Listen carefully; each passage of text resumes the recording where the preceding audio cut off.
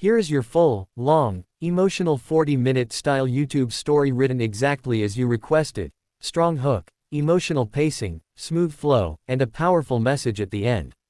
No headings, no breaks, just clean storytelling. The note was only 3 lines long, written in shaky handwriting with a red crayon. Please visit Daddy. He's lonely. From the Triplets. And that was the moment Nurse Alina froze in the hospital hallway, because she knew exactly whose daughters those were, and exactly how long it had been since anyone had said the word daddy to the cold, unreachable CEO in room 509. If you're watching this, don't skip. This story will stay with you long after it ends. And if it touches your heart even a little, please like the video and subscribe, because these stories deserve to be heard by everyone.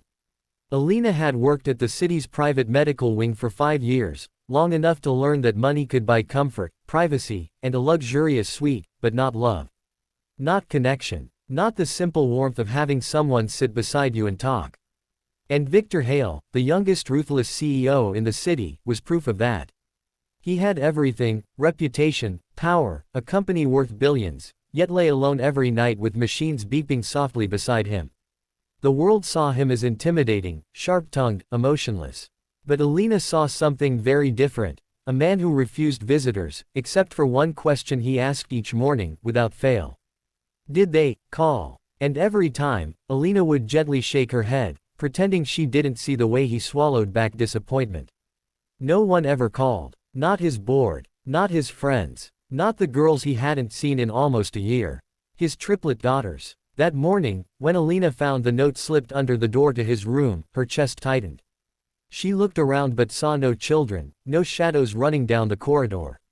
Only the note, as if it had appeared by magic.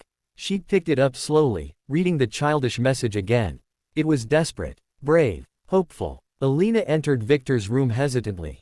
He was sitting up, staring out the window at the early December snow, pretending he didn't feel weak, pretending he wasn't afraid. He turned when he heard her enter. Your schedule, he said stiffly, leave it on the. She didn't let him finish. Instead, she held out the crumpled red crayon note. His eyes widened in a way she had never seen. Color drained from his face. For a long moment, he couldn't speak. Who? Where? How? His voice cracked. They were here, Alina said softly. Just now. He closed his eyes, and for the first time since she met him, she saw a tear escape the corner of his. Months ago, before he collapsed at work from untreated pneumonia, the court had given temporary custody to his sister. The triplets were too young to understand why Daddy had stopped visiting. They didn't know he was sick. They only knew he was gone. And now they were reaching out in the only way children knew, with honesty and hope. That evening, Alina clocked out but didn't go home. Something inside her stirred, a feeling she hadn't let herself feel in years: purpose. She took a deep breath, looked back toward room 509, and made a decision. She was going to bring Christmas to him, and maybe bring his daughters back into his life. The next morning, she arrived early with a tiny Christmas tree, cheap fairy lights, and ornaments she made from cotton balls and colored paper. Victor looked at her in confusion as she placed the tree on his side table. What is all this? It's Christmas, she said. Or at least, it can be. He stared at the glowing lights, and something inside him softened. But guilt washed over him. My daughters, he whispered. I failed them. No, Alina said firmly. You got lost, sick, overwhelmed. But children don't need perfection. They just need you to show up. His jaw clenched, as if he wanted to believe her but didn't know how. Over the next week, Alina helped him regain strength, not just physically, but emotionally. She brought simple joys into the room: stories, gingerbread cookies, music from her old speaker, snowflake stickers she stuck on the wall just to make him laugh. You know, he said one afternoon, I don't remember the last time someone decorated anything for me. That's because you stopped letting anyone close, she replied gently. He looked at her for a long moment. And you, why did you?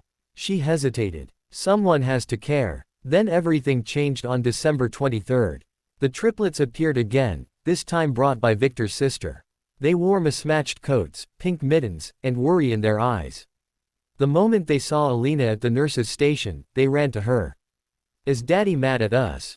Is Daddy too busy? Will he send us away again? The question stabbed Alina's heart. She knelt down, holding all three girls. "No, sweethearts. He misses you very, very much."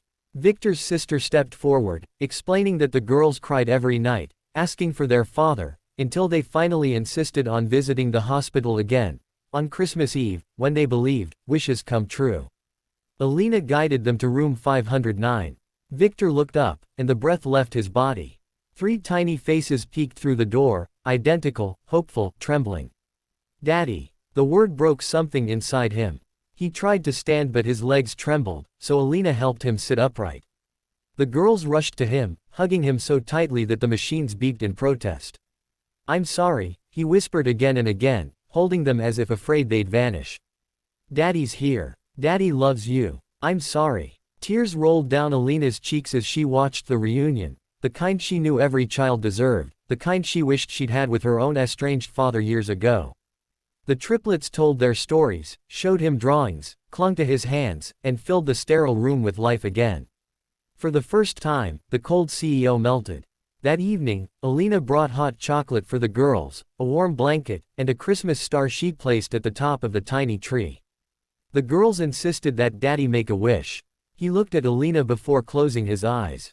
His wish was simple: not wealth, not power, but a chance to be the father he should have been, and maybe, if life was kind, a chance to keep the nurse who had brought light back into his darkest days.